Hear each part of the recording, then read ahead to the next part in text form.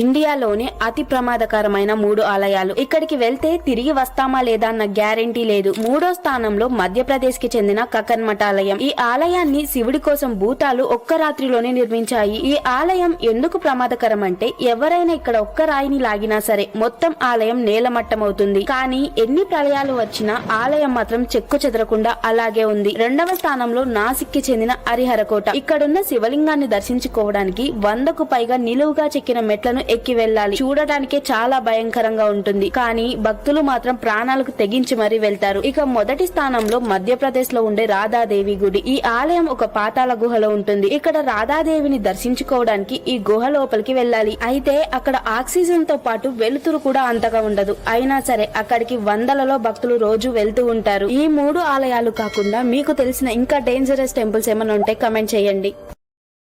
Download ShareChat.